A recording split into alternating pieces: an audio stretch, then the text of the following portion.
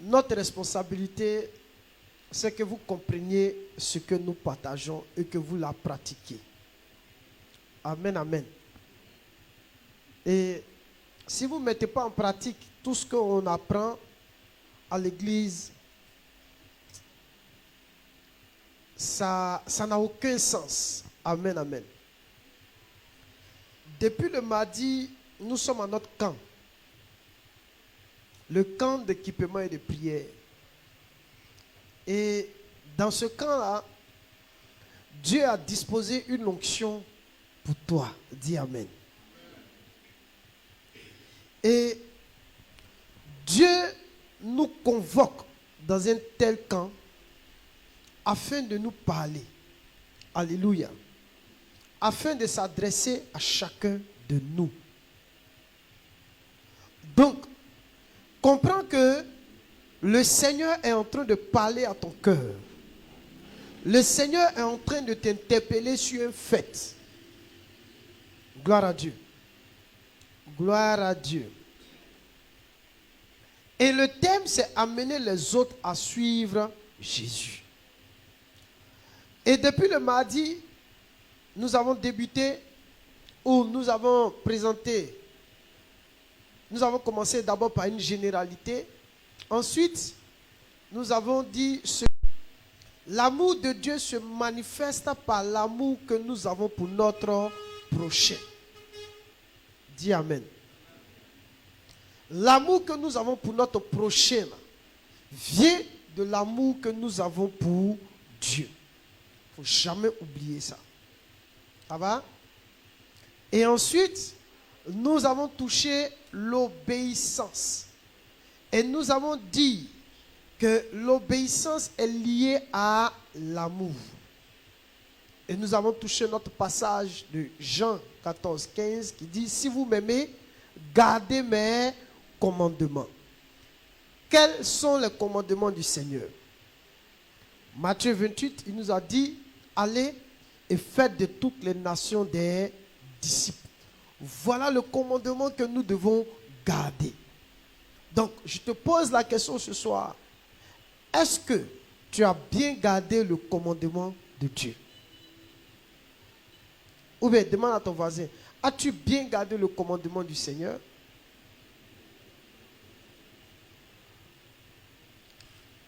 Amen, amen. Donc, vous voyez que notre obéissance consiste en partie à conduire les autres à obéir. Quand tu vas obéir en allant faire des disciples, ceux qui vont être des disciples, eux aussi à leur tour, ils vont faire quoi? Obéir. Donc ça sera d'obéissance en obéissance. Je vais vous encourager à vous engager réellement. Après ce camp-là, il faut que tu prennes une décision. Il faut que tu te réveilles.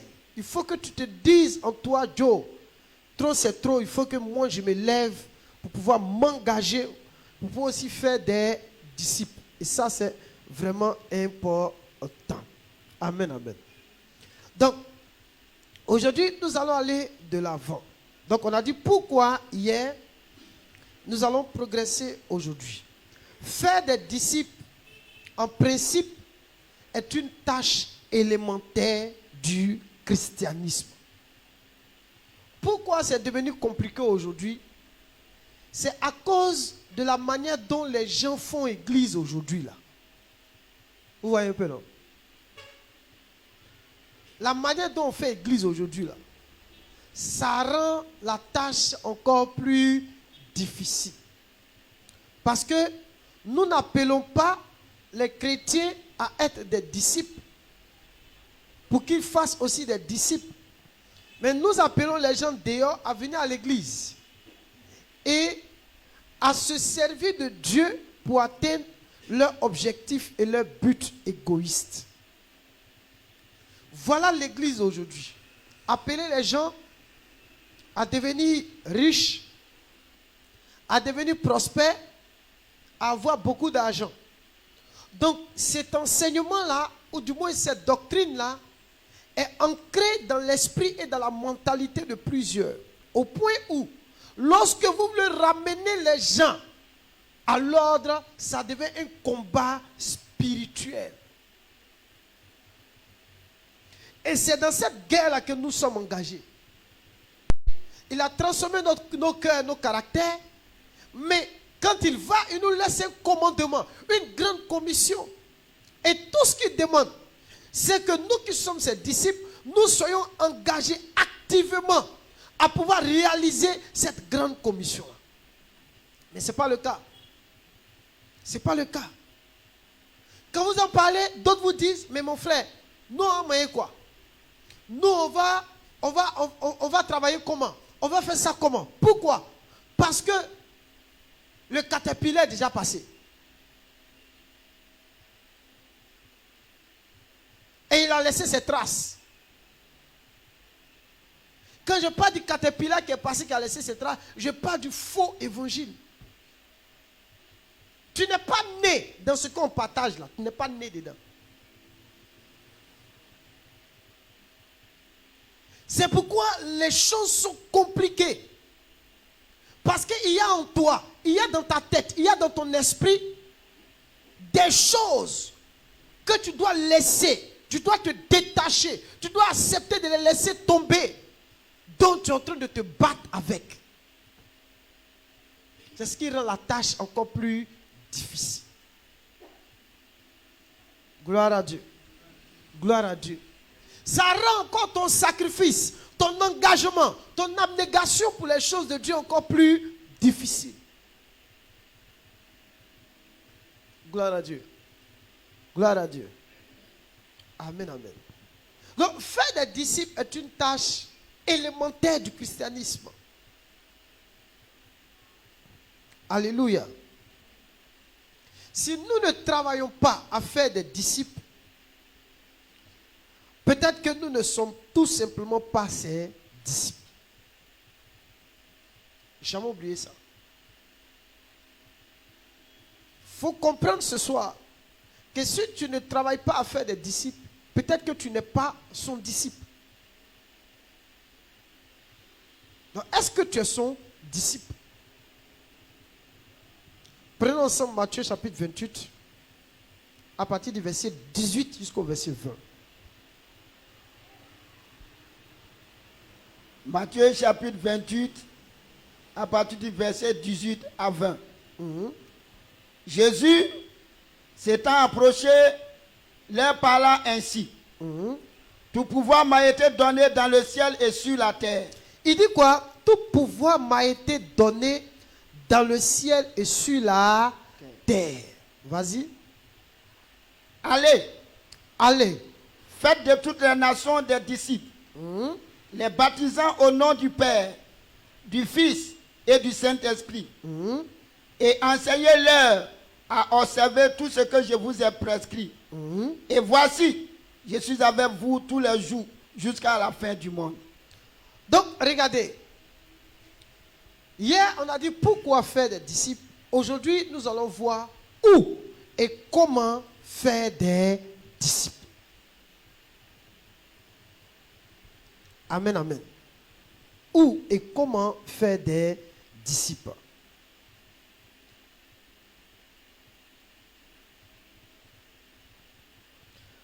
Où et comment Jésus veut que nous accomplissions une telle mission. J'ai l'amour de mon prochain. J'ai l'amour de Dieu en moi. Je veux lui obéir. Je veux obéir à sa parole. N'est-ce pas? Maintenant, où? C'est pas ça? On fait des disciples. Et comment on fait des disciples? C'est simple, hein? Amen, amen. Alléluia. Où et comment il souhaite que nous accomplissions une telle mission. Regardez. Au verset 18, il dit: tout pouvoir m'a été donné dans le ciel et sur la terre.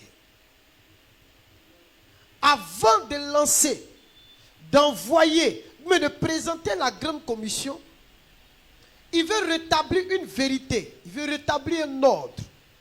Il dit à ses disciples que j'ai reçu l'autorité sur toutes les nations de la terre. Que ce soit sur la terre ici et même dans les cieux, j'ai reçu une autorité. Donc l'autorité qu'il détient est une autorité universelle. Et cette autorité-là est liée à notre travail. Parce que notre travail est un travail universel. En ce sens qu'il a dit, faites de toutes les nations des disciples. Donc en allant faire de toutes les nations des disciples, nous devons savoir que il y a une autorité qui nous accompagne. Alléluia. La ville, le quartier, l'endroit, le lieu où Dieu veut que je parte, il me dit qu'il a une autorité sur ce lieu-là.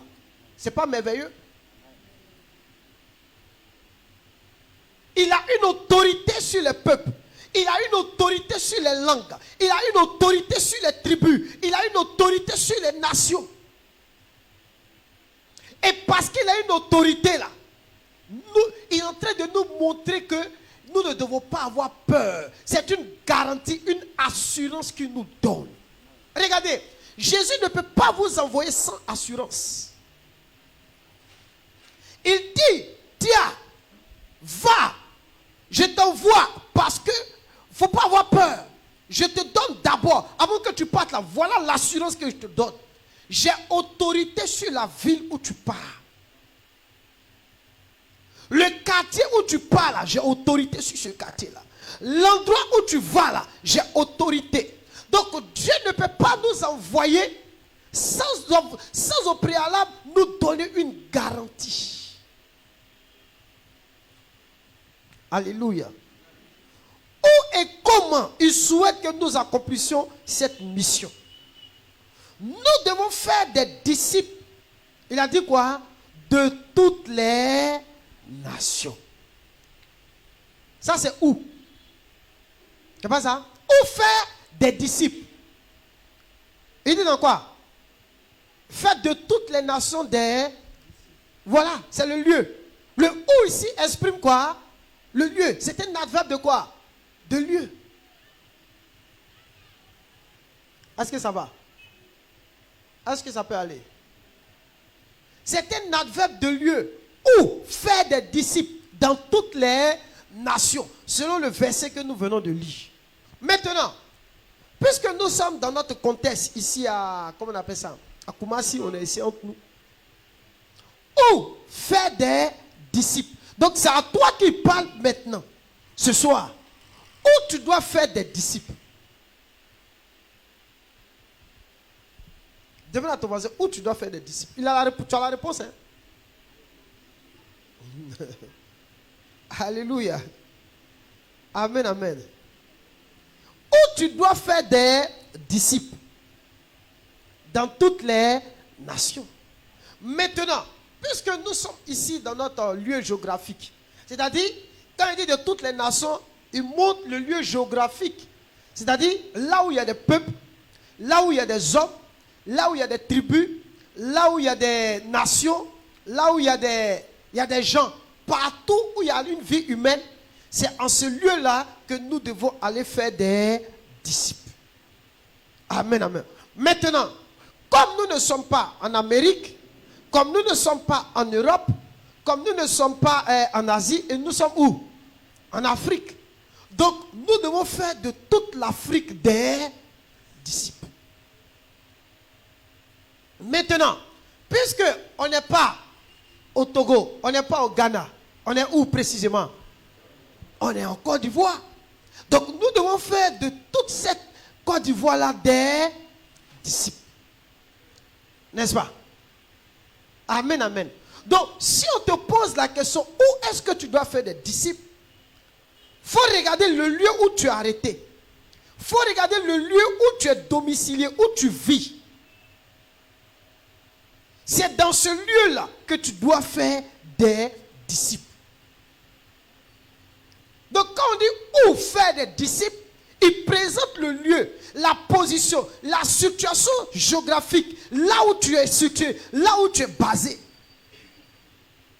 c'est dans ce lieu-là que tu peux faire des disciples.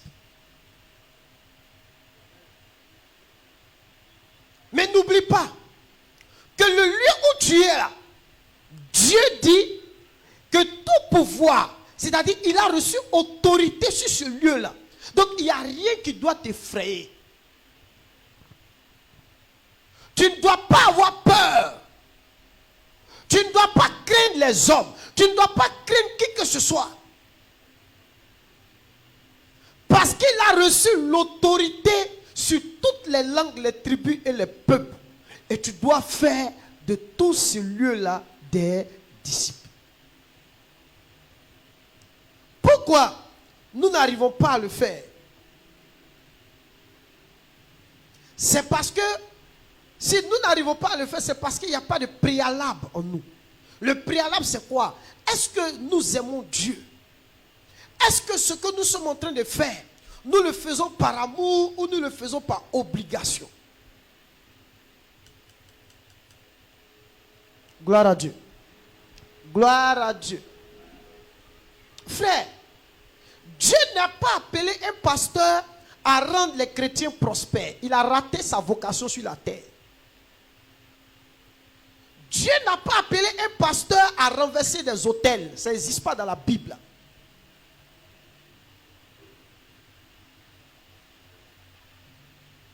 Dieu nous appelle à faire de tous les peuples des disciples. On doit être partout. Partout. On ne doit pas abandonner. On ne doit pas relâcher le lieu géographique.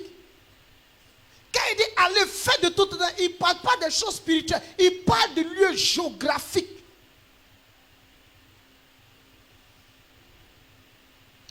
À Soubré, il doit faire des disciples. À Boisson, il doit faire des disciples.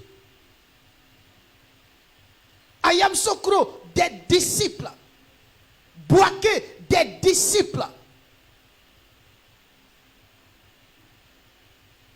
Gloire à Dieu. Gloire à Dieu.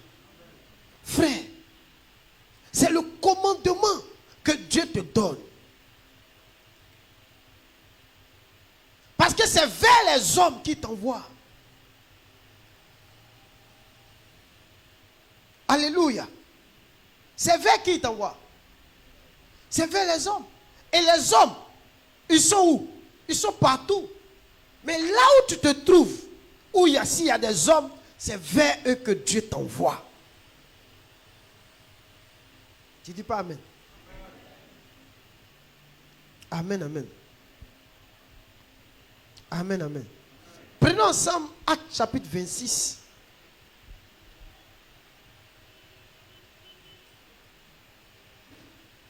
À partir du verset 14. Écoutez bien la parole de jusqu'au verset 18. Actes chapitre 26, à partir du verset 14. Nous tombâmes tous par terre. Et j'entendis une voix qui me disait, en langue hébraïque. C'est l'apôtre Paul qui rend son témoignage. Vas-y. Saul, Saul, Saul, Saul, pourquoi me persécutes-tu? Il te serait dû de regimber contre les aiguillons. Je répondis, qui es-tu?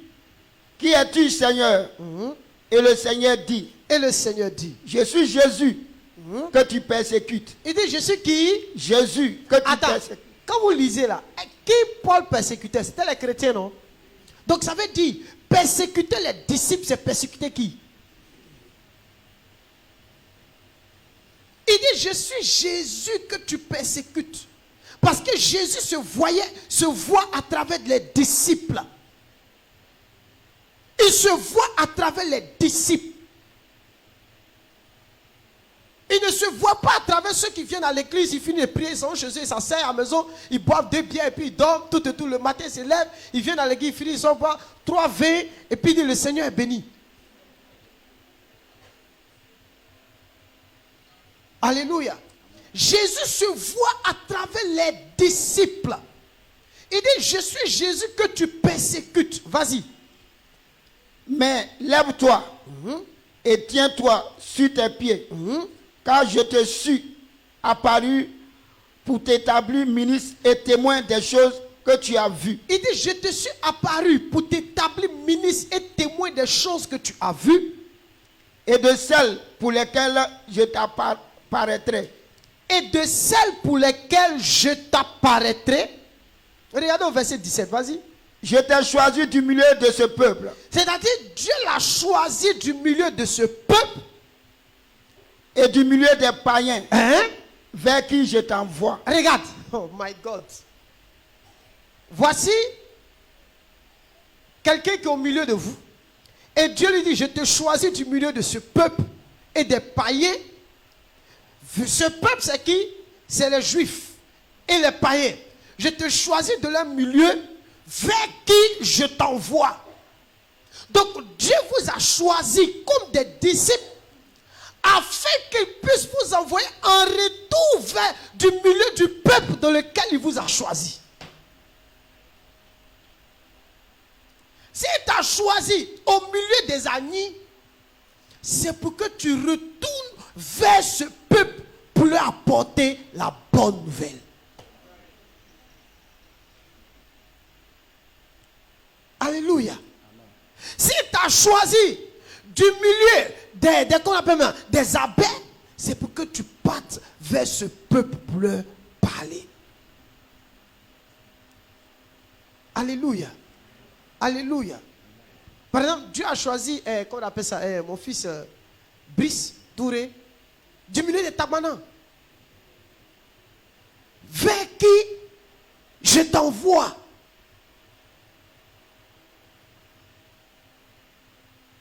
Mais quand Dieu nous envoie, nous avons une assurance. C'est qu'il a autorité sur ce lieu, physiquement. Il dit physiquement comme spirituellement.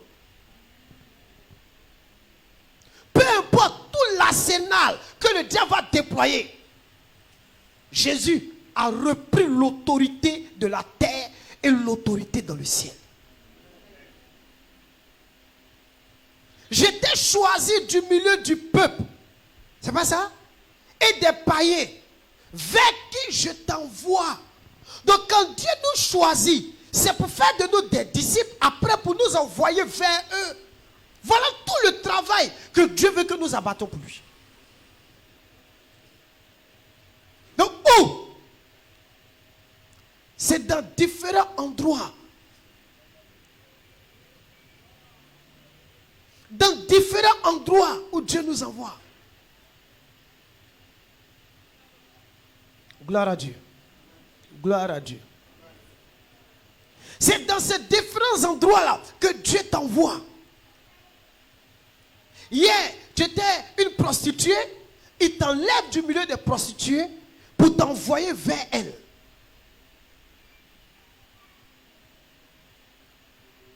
Demande à ton voisin, toi tu étais où hier? Toi tu es quitté où? Tu étais un bandit. Je t'enlève du milieu des bandits. Pourtant, j'ai regardé un film aujourd'hui chrétien qui m'a vraiment touché. Où le frère il était dans un gang. Et le Seigneur Jésus a touché sa vie. Et quand il s'approchait de ses amis du groupe des gangs, il y a eu palabre. Il dit non, il n'est pas venu faire palabre. Il est venu faire la paix. Parce que ce sont ses frères. On dit non. Les gars l'ont regardé, mais qu'est-ce qui a changé dans ta vie? Un coup comme ça, toi un grand palabreux, tu n'aimes plus palabre, tu veux truc. Il dit non, il est venu leur annoncer la bonne nouvelle, qu'à partir d'aujourd'hui, Jésus a pris le contrôle de sa vie. Et que lui aujourd'hui, il ne veut plus faire partie de leur gang. Il ne veut plus faire partie de cette vie-là. Et que voilà, il a eu sa nourriture, il est venu partager ça avec eux en signe de paix. Parce que Jésus, il a rencontré Jésus, il est venu se réconcilier avec eux. Il y a un qui était là, puis il le regarde. Non, c'est trop bizarre. Comment toi, un mauvais, comment tu peux changer? Il dit, il n'y a que Jésus seul qui peut le faire. Frère, moi je crois que Jésus peut changer la vie de quelqu'un. Je le crois fermement. Mais aujourd'hui, si on a des doutes, ça dépend de l'évangile que les gens enseignent aujourd'hui. C'est ce qui fait que les gens n'ont pas de foi véritable ou de foi authentique. La vraie foi dépend de ce que vous avez entendu. Si ce que vous avez entendu n'est pas une parole vraie, ça va vous donner une autre foi. Mais qui n'est pas une foi authentique. Une foi qui peut vous envoyer au ciel. Gloire à Dieu. Gloire à Dieu. Ou vers du milieu du peuple où Dieu t'a fait sortir. Va vers eux. Quand l'apôtre Paul a été sauvé, est-ce qu'il n'est pas allé vers eux? Continue, vas-y, vers qui je t'envoie. Afin que tu leur ouvres les yeux. Oh my God. Pour qu'ils passent des ténèbres à la lumière. Et de la puissance de Satan à Dieu. Pour qu'ils reçoivent par la foi en moi le pardon des péchés et l'héritage avec les sanctifiés. Tout ça là, qui produit ça là? C'est qui produit ça? C'est Dieu. L'apôtre Paul, lui, il s'en va parler. Et voilà ce que Dieu produit. C'est Dieu qui va ouvrir les yeux. C'est Dieu qui va les amener à la repentance. Pourquoi? Parce qu'il a dit, tout pouvoir m'a été donné. Il a le pouvoir de les ramener à lui. Il a le pouvoir de les convaincre. Il a le pouvoir de pardonner leurs péchés. Il a le pouvoir de les sanctifier. Mais simplement, parce que Paul est parti. Parce que Paul est comment? Parti. Gloire à Dieu. Et toi? Tu vas où? Demande à ton mari, tu vas où? Il faut te demander ton lieu géographique là, c'est où? Où tu dois faire des disciples, c'est où? Il va venir me voir après pour dire, papa, moi, mais je ne sais même pas. Même. Attends, il ne faut pas me dire que tu ne sais pas. Toi, tu habites où?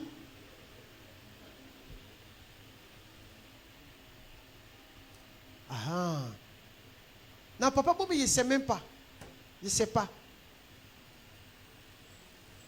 Mets-toi dans ta tête que tu es un disciple de Christ. Et un disciple ne vit plus pour lui. Il vit pour celui qui est mort et ressuscité. Alléluia.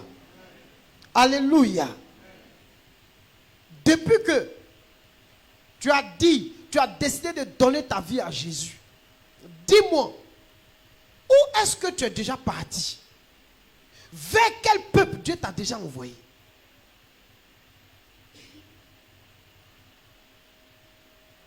Tu es déjà parti vers qui? Tu t'es approché de qui? Frère,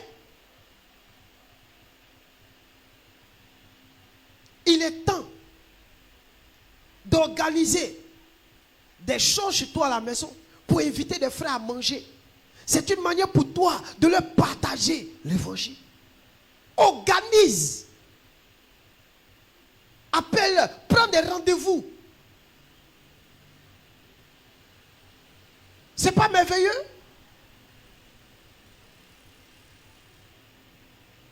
Oui ou non? C'est merveilleux. Organise des petites sorties. Oui, je vous invite tout. L'objectif, ce n'est pas de s'amuser, c'est de leur présenter l'évangile.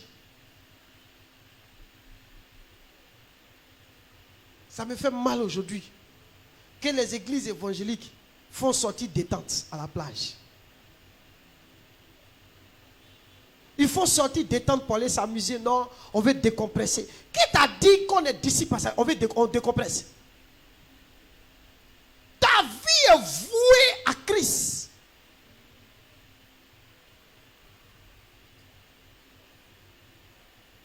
Tu as décompressé où? Tu penses que Dieu a le temps?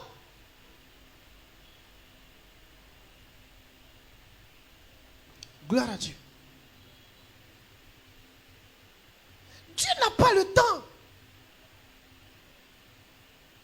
Un disciple, c'est celui dont sa vie est vouée à Christ.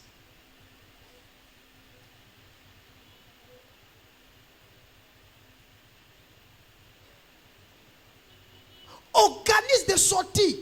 Va avec eux. Prêche-leur la parole. Mais va pas t'amuser.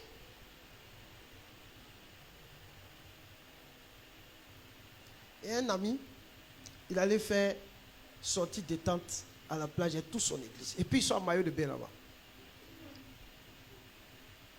Là, c'est quoi vous allez créer là?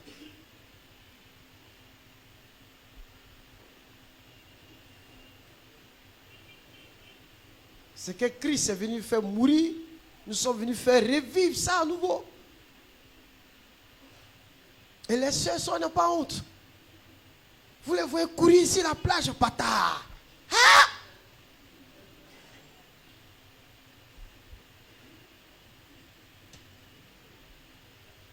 On a dit voilà, passer en train de dire qu'il ne faut plus non partir à la plage.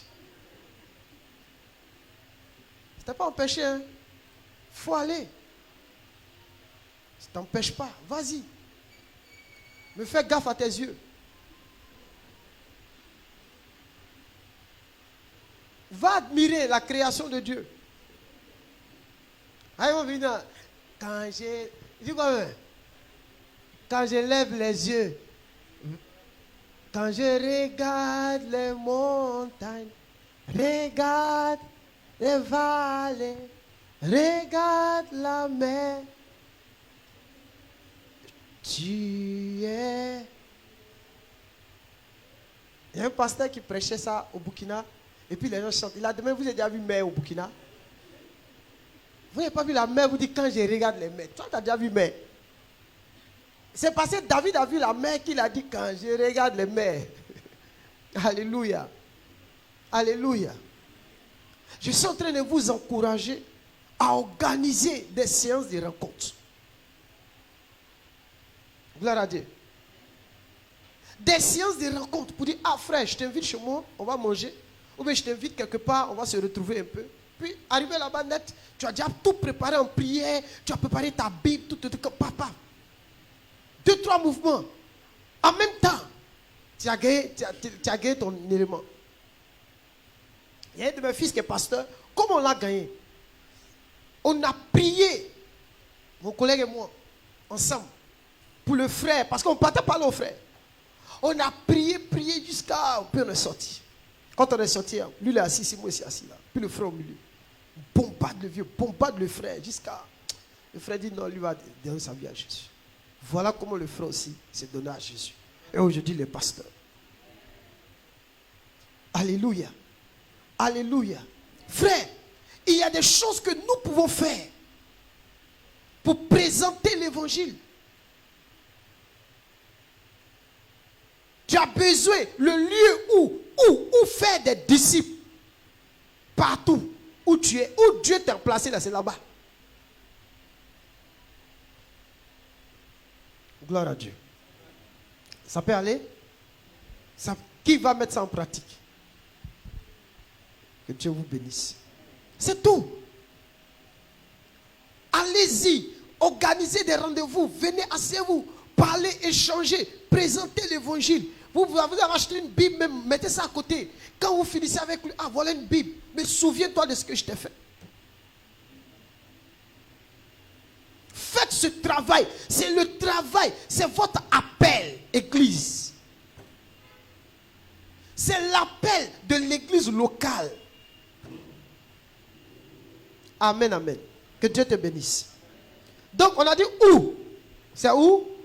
De toutes les nations, partout où on va se trouver. Nous, on est en Afrique, on parle de notre contexte. On ne parle pas en dehors de notre contexte. C'est là où on est là. En Worodougou, on appelle ça Sanguédé. C'est de là qu'on parle. Où nous sommes, c'est de ça qu'on parle. On ne parle pas d'un autre lieu. Ça va? Donc, après on dit quoi? Comment faire des disciples? Ce n'est pas compliqué. Comment? Il dit, allez, faites de toutes les nations des disciples. Comment on peut faire des disciples? C'est par l'intermédiaire de nos églises qu'on peut faire des disciples. Regardez, l'église que nous sommes ici est une église locale. Parce qu'on est dans un lieu. N'est-ce pas? Donc, c'est à travers ça que nous pouvons faire des disciples. Parce que cette église locale n'est quoi? N'est que l'assemblée des disciples. N'est-ce pas? Donc c'est à travers, par l'intermédiaire de l'église locale que nous pouvons, comment on appelle ça? Faire des disciples. Amen, amen. Alléluia. Donc quand Jésus dit, allez, faites de toutes les nations des disciples, il va leur expliquer comment le faire. Prenez Matthieu 28, verset 19. Matthieu 28, verset 19. Allez, faites de toutes les nations les disciples. Non, des disciples. Des disciples. Virgule, arrête-toi là. Avant que tu continues. Il dit, allez, faites de toutes les nations des disciples. Là, ici, on parle du lieu. Toutes les nations. Maintenant, comment le faire? Il va expliquer comment faire. Vas-y. Les baptisant au nom du Père, du Fils et du Saint-Esprit. Voilà le premier élément. Alléluia. Il dit les baptisants. Amen, amen. Au nom du Père, du Fils et du Saint-Esprit. Vas-y au verset 20. Et enseignez-leur à observer tout ce que je vous ai prescrit. Le deuxième élément, il faut leur enseigner. Voilà comment faire des disciples. Donc, le premier élément fait allusion au baptême. Le baptême est une recommandation que Jésus a confiée à l'Église. Celui qui croira et qui sera baptisé sera quoi? Sauvé. Mais on ne baptise pas quelqu'un qui n'a pas cru. Oui ou non? En allant faire de toutes les nations des disciples, ce gars, il a cru. Donc, dès qu'il croit, on le met dans l'eau et on le baptise.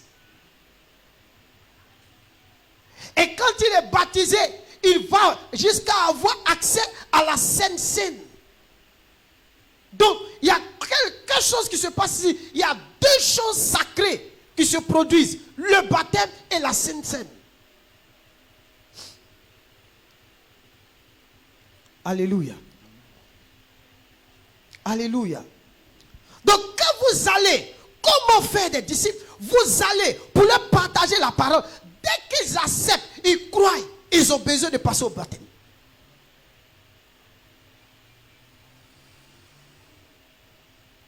Alléluia. Alléluia. Il faut échanger. C'est pourquoi prenez des rendez-vous. Allez-y vers eux. Échangez longuement avec eux.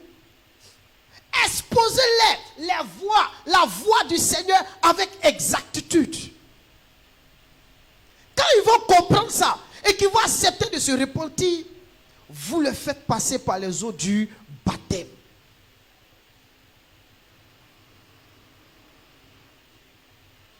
Quand ils seront baptisés, après leur baptême, ils vont partager le repas du Seigneur. Et c'est ainsi que maintenant, vous pouvez leur enseigner à observer tout ce que Jésus a prescrit. On n'enseigne pas aux disciples qu'ils vont avoir, ils ont les grandes destinées. Non. Je vous expose la voix du Seigneur ce soir. Amen, amen. Donc la première chose pour que Jésus dit, voilà comment faire des disciples. Il dit, en les baptisant. Le baptême. C'est important dans la vie de l'Église. Amen, amen. Le baptême, c'est important dans la vie de l'Église. Le baptême, c'est un engagement d'une bonne conscience envers Dieu. Prends 1 Pierre 3.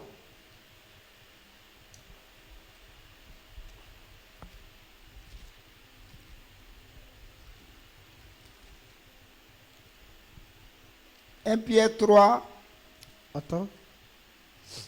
À partir du verset 21. 1 Pierre 3 à partir du verset 21. Excusez-moi.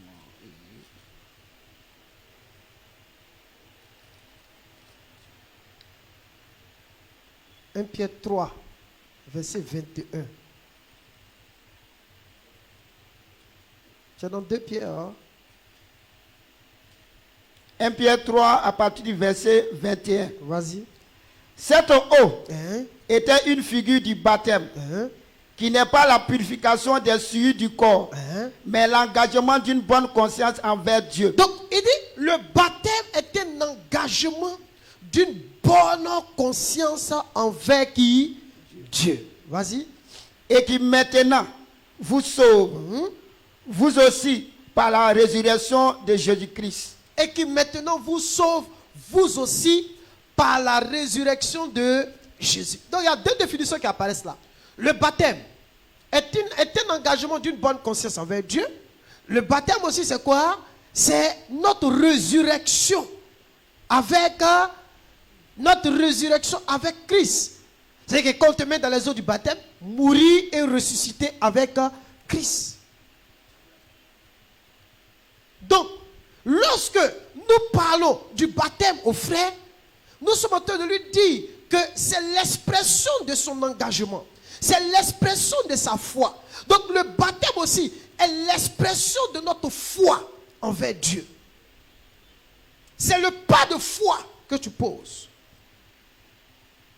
Allons-y dans Marc 16.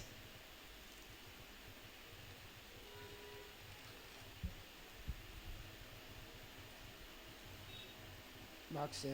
Marc 16, à partir du verset 16. Vas-y. Marc 16 à partir du verset 16. Celui qui croira et qui sera baptisé sera sauvé.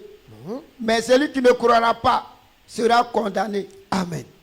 Donc, celui qui croira et qui sera baptisé, tu ne peux pas croire sans te baptiser. Jamais. La foi et le baptême sont liés. Dès que tu as cru, baptise-toi. Parce que le baptême n'est que l'expression de ta foi.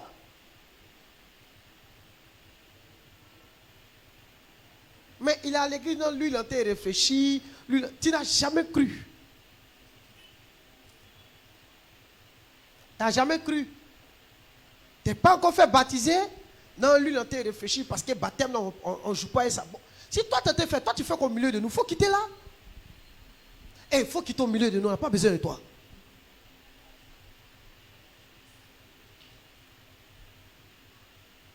Parce que toi aussi, tu as dit que tu fais partie des nôtres.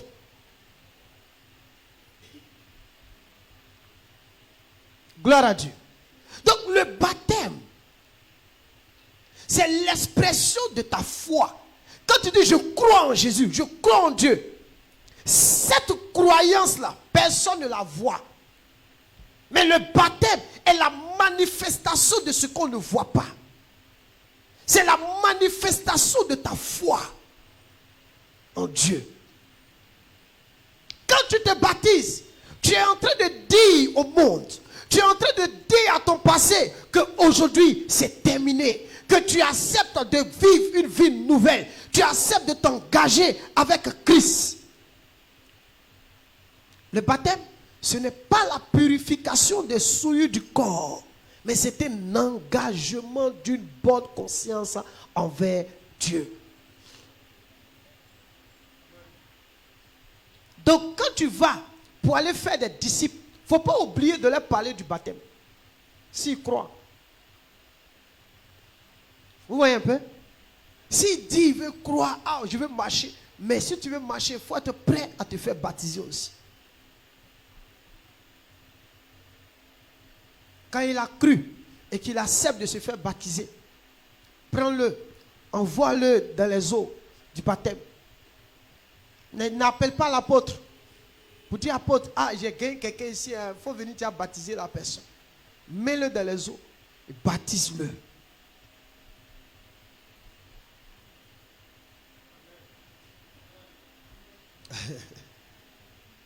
Oui ou non?